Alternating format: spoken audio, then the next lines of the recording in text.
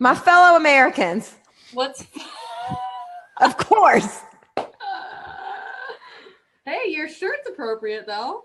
It is. It is. It's about 40, 60 years too late, but yes. Funny. Oh, I think we're live. Hey, everyone. Total impromptu. I cannot see you yet, but I'm sure it's there. Total impromptu live today. You are not crazy. It is not Friday, but this is the Nova Wells Show. This is going to be on our podcast. So check out iTunes and type in the Nova Wells Show. This is the show where we transform your relationship with your money and therefore transforming your life. So what I love to do more than anything on this, obviously we always bring up topics to help you in your business and help you in your general finances, but interview awesome people and get awesome advice. I'm so excited for today. I have Miss Kendrick Shope. Hey, thank you so much for joining me today. Hey, it is my honor to be here. Thanks for having me. I love that we're doing an impromptu live. I know, because we were just going to do this on the podcast. I'm like, that's no fun. Like, let's just go live, like we're both running crazy business women. Let's do it. So Kendrick is the founder of Authentic Selling and Sell Like a Woman. She's amazing. Check out her website. And she has been in business running her life as a mommy and a business owner and a wife. I can so relate.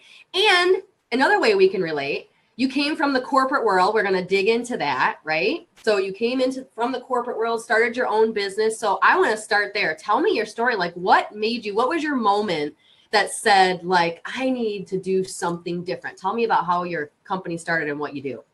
Yeah, I've got a pretty good moment, I'll have to say. Sometimes we don't, things just sort of evolve and happen, but I got a pretty good moment, I think. So okay. My daughter is 9. Her name is Hallianna. And so about 7 years ago, she was 2-3 years old. And I was rocking her to sleep one night, and I tell her every night, you can be anything you want to be in this world. All you have to do is believe. I see where this is going. Yeah. And I put her in her bed because it was just like a ton of bricks hit me. And I realized that one day this little 2-year-old was going to wake up and understand or grow up and understand what those words meant. Yeah. And she was going to say to me, Mommy, did you want to sell drugs for a living? Because I was a pharmaceutical sales rep. So the legal kind of drugs, not the illegal. Did you want to be a drug salesman, a drug dealer for a living? And I was going to have to look at her and say no.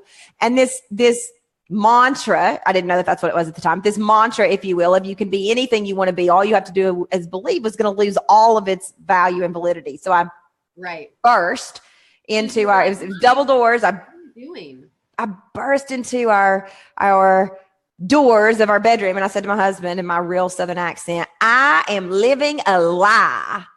And he's pretty used to me being dramatic.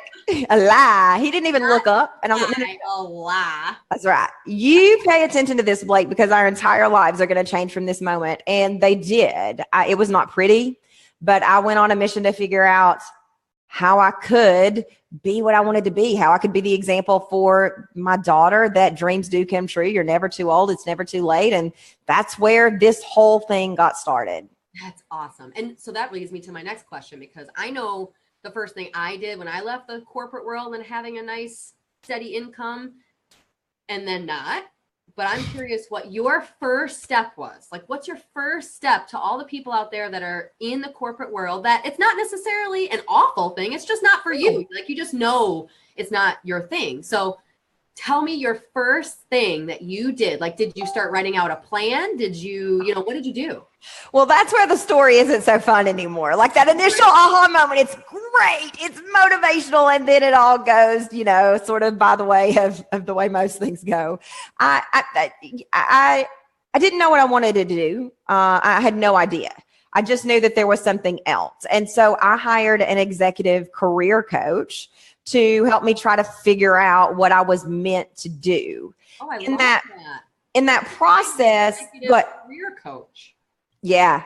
I Googled. I did a lot of Googling. I did a lot of reading. I'm a lifelong learner. It's one of my top 5 Buckingham strengths. And so I said, I need to learn. I need to figure it out. So I hired a career coach, an executive career coach, and she had me in our work read a book called Follow Your Own North Star by Martha Beck. Okay. And that book changed my life. And I decided this is what I want to do. I want to be a life coach. I want to help people figure it out the way this book helped me. And that's awesome. yeah. What would you say your biggest mistake was that you made, though? Like you said, that's where it's not so pretty. Like, what was a big mistake? Oh my gosh. I made all kinds of mistakes. I mean, first of all, I'm not a life coach. I'm terrible. I've got trained to be a life coach. I'm a terrible life coach. I like to tell people what to do. I like to get a quota, exceed quota. That has nothing to do with life coaching. So I made lots of mistakes. The biggest mistake was, and this relates to what you talk about, I quit my job too soon. Yeah. You know, I quit way too soon. I spent a lot of money, a lot of savings. I quit my job way too soon and put a lot of pressure on us as a family. It wasn't a plan, right?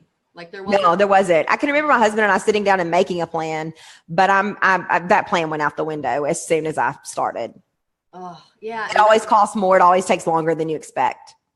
I kind of weighed out the cost. I kind of felt like when I left, I felt like leaving now and losing, clients and losing savings and losing momentum is better for me rather than staying where I'm at and feeling absolutely miserable every day. I wasn't eating. I wasn't me. Like I felt like I kind of weighed the risks. And when I sat down, the plan just kind of came to me. Like you just start to word vomit, like what you want and what you envision and by when and timelines and how you're going to get there and connections, like that's the first step that I would suggest to all of you out there. If you're thinking of starting a business, and you know what, a lot of times, and maybe you see the same things, but I see retirees start businesses, right?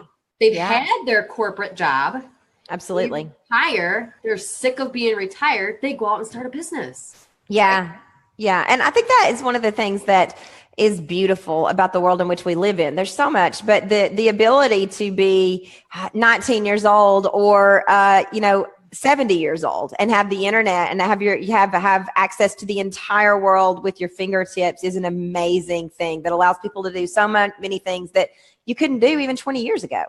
I know. So when you're talking to your clients, like where do you guide them? Like when you're talking about the internet, how do you know which businesses to say, okay, focus on the internet and instead of your relationships, or do you just tell everybody to focus on the internet? Like what do what's your advice there? Well, my typical customers are very much like me. They come from the corporate world. They have a dream of something more, something bigger, a bigger impact, more freedom in their lives. And most of them, not all of them, but at least initially, a lot of them started internet-based businesses. They offered services, they offered products online. And so typically that's where we start, is how to reach people online, how to communicate your value, how to get people to pay attention in this noisy online world and turn them into raving fans. Right. And I think that a lot of the principles that we use in an internet business absolutely also apply to brick and mortar businesses. I mean, selling is selling, right? Relationships matter despite what everybody says. Relationships matter. The way you treat people matters. So it translates, but a lot of my customers work from home on an internet-based business. And so that's where we start. How do we reach your people? What are you selling? What are the benefits? Hey, Andy, my lunchtime entertainment. Hey, Andy, we got some people joining. I just want to say, everybody, hey, it is not Friday. This is an impromptu live. You're not going crazy. This is for the Nova Wells Show, our podcast. I'm going to be posting it on our podcast, the Nova Wells Show on iTunes, and also the Wooditch Network. There's the visual version of this, so you can see, our wonderful faces. Our beautiful faces and my flaming red hair and your gorgeous brown hair. Gray hair, red nose. It's all good. Hey, Mercy. Hey, Erica. So I'm talking here with Kendrick Shope. She's like the queen of selling. She's the founder of Authentic Selling, Sell Like a Woman. She was on Steve Harvey. I watched your Steve Harvey clip. You sold him a freaking pen. Everybody go to her website. Share this link out, first of all, right now. Everybody that's on, Andy, share this link out right now, please. That would be awesome. Erica, if you could, Marcy, Johnny, share it out because this is like classic. This one's going to go down in the history books with you, Kendrick. You're the Steve Harvey thing. So explain to me, right? So you're going on Steve Harvey and you have done this type of thing, whatever, but this is a whole new animal, right? So, and you small town Southern girl, you go on, like, do you feel like you're way in over your head? Are you nervous? Like, what did you rehearse? Did you, like, tell me about that experience. Yeah. Yes to all of that. So I will say, we started with that moment of, do you want to be a drug dealer? To fast forward to being on the Steve Harvey show. And it was one of those rare moments that you have the honor of getting in life where things come full circle. Yeah. Steve Harvey team was great. They let my daughter come with me. I brought a whole entourage of people. I don't have an entourage, but I was like, I may not get back on national TV, so I'm bringing everybody I know. I'm going to be that Southern redneck. They were fantastic. You have to be 18 years old to get on the set, and Hallianna clearly is not 18, so they let her stand just offset so she could see her mommy, do this. That's so nice. It was amazing. But yeah, my husband was with me, and he kept saying to me, this is not, what did he say? He said, you've earned the right to be here. He just kept whispering it in my ear, because of course I was overwhelmed. Of course I was like, oh my gosh, I'm going to make a fool out of myself here on TV. Like, what am I doing? And he kept saying, you've earned the right to be here. You've earned your spot in the chair. And so that was nice. That's so nice. Yeah, but it was also one of those full circle moments where fight or flight kicks in, and when fight or flight kicks in for me, it's a good thing because I'm a fighter. Right. And so I knew you're going to sit in that chair and you're going to do the very best you can, and you're going to have fun because you may never get this opportunity again. Did you what? Did you plan on selling him a pen? I did. Oh yeah. However, I did not plan on making crucial sales mistake number one on national television, which is asking a question you don't know the answer to. So when I said, do you need a pen? And he pulls a pen out of his pocket and throws it. Well, now I need a pen. So it was great though. He was fantastic. The people were awesome. Yeah, that's awesome. At least he was playing along. He seems like a really great person. And I think he comes from Cleveland, right? My husband comes from Cleveland. He comes from the South. I don't know, but we made a joke. Nancy Grace was on that same day. Oh, okay. And so we made a joke during filming that it was Southern Day there. I was like, your audience is going to need a translator because Nancy Grace is on, I'm on, we need a little Southern translation. That's awesome. We just had a comment from Andy. He said, I tried to sell like a woman, but they told me no. That was good. For those of you just joining, I'm here with Kendrick Shope. This is the Nova Wells Show. We're going to post it on our iTunes podcast and also on the Woodish Network. I'll post links, no worries. But Kendrick is the founder of Authentic Selling and Sell Like a Woman. So we're talking business tips in general because she's a business owner and a mom and juggles all that crazy life on top of just being an awesome salesperson, which, honestly, Kendrick, I've always struggled with that a little bit. Like maybe you can help me talk me through that a little bit. Cause like those of us in like a professional industry, right? So attorneys, accountants, financial advisors, I don't even like calling myself a financial advisor, but it's, you struggle with like sales being a dirty term. You know what I mean? You struggle with, well, what am I selling? I don't want to sell. I just give advice and it's different. And what do you say to people that struggle with the word of sales? Yeah, it's a great question. And the first thing that we do is, and it's really basic, by the way, it's so easy. People may miss it, but you look at the actual definition of the word selling. And if you Google the word selling, you're going to see the exchange of money for a product or service. Huh. The exchange of money for product or service. You never Google. Well, why would you, right? But there's nothing icky, sleazy, slimy, pushy, gross about that. Yeah. And so that's the first thing is anything that you are feeling about selling that feels off, that feels pushy, that feels like a bully is based on your own experience. And that means it doesn't have to be done that way.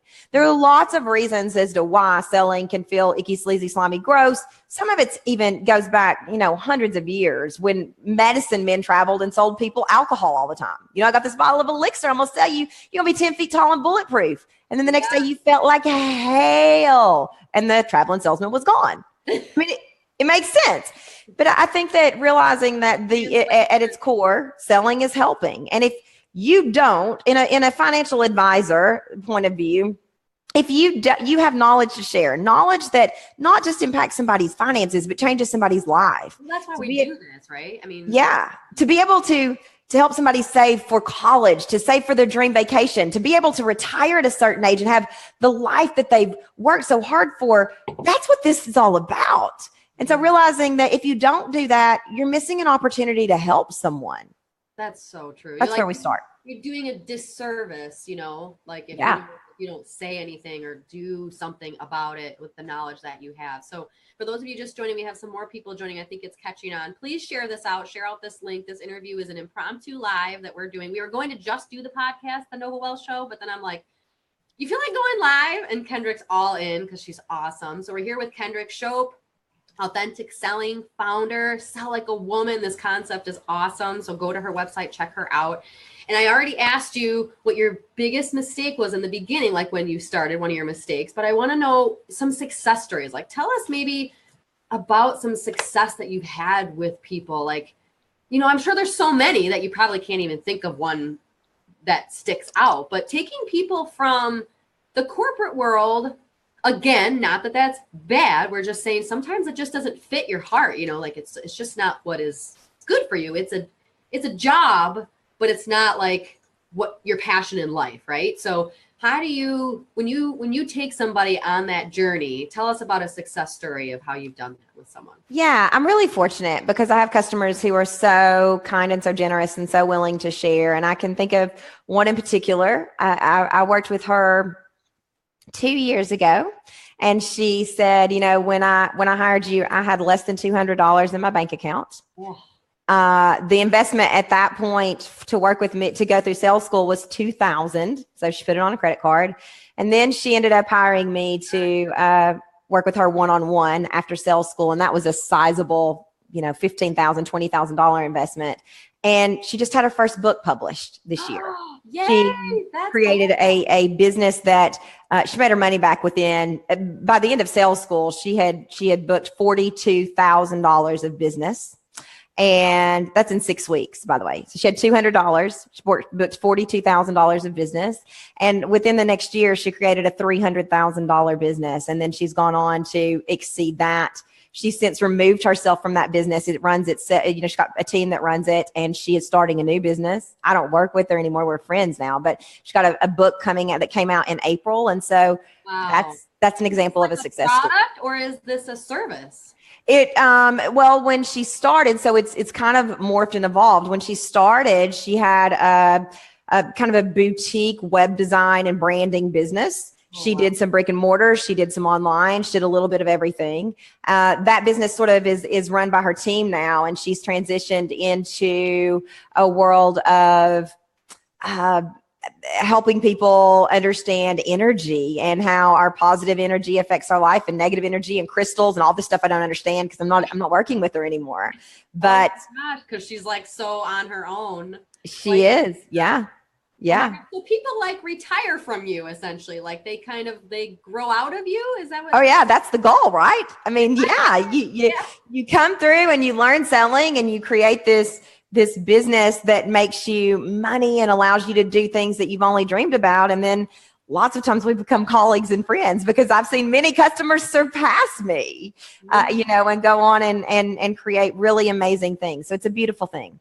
That's exciting. That's really exciting that you can build a client into being like a relationship that sends you more business, That's the other thing about being, going out on your own is that even your clients become people that can grow your business. It's not about just clients. It's about growing your relationships with your current clients. So we're here, Kendrick Shope, founder of Authentic Selling, and we're on the Nova Wells Show. So share out this link, please. Let's have people join this live because it's a total impromptu live just for fun. Why not? Why not? People on their lunch hour. It's 12:15. Holy cow, we've been talking for a long time. So one of my last things, and then, maybe we'll wrap this up. We'll see how this goes. What would you give a piece of advice to someone that maybe started their own business, but now they're struggling? You know what I mean? You definitely start people off, like they might be in the corporate world, and then you help them find their way and help them get to where they need to be. But what if they already took that jump and started their own business? Now what?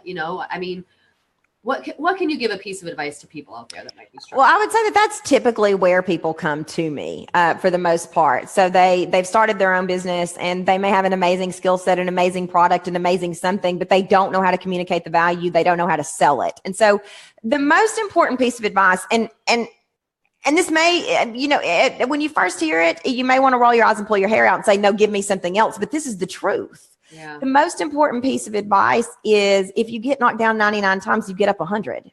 Oof. I mean, the people who run businesses that do all the things that we aspire to do as business owners, have an impact, make money, maybe get some national press and things like that, are the people who got knocked down. They made drastic mistakes. Every single one of my colleagues made drastic mistakes and they got up and they lived to go on another day and they learned from that. And so if your business is flopping around like a fish with no water, gasping for air, that's a gross analogy, but there is water. And so get up, pick yourself up, dust yourself off, and then ask yourself this question: where in my business do I need the most help? Is it with systems? Is it hiring people? Is it money management? Is it selling? Where do I need the most help? And then go get it.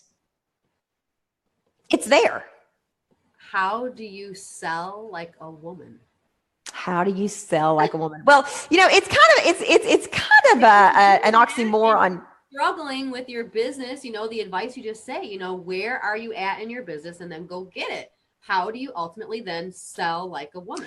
It's kind of an oxymoron because sell like a woman. I mean, I don't know how, the funny thing about it is I don't know how to sell like a man. I'm a woman. So it's not like it's this whole revolutionary, cutting through. Oh my gosh, I've never heard anything like that before. I'm a woman. I only know how women sell, but here's what I do know. I spent a lot of time studying the differences between the male brain and the female brain. And there are marked differences. That's no shock. And so women tend, and I'm going to make some generalizations and I'm going to make some stereotypes. And this is just based off of research. It's not absolute, but women tend to be more nurturing.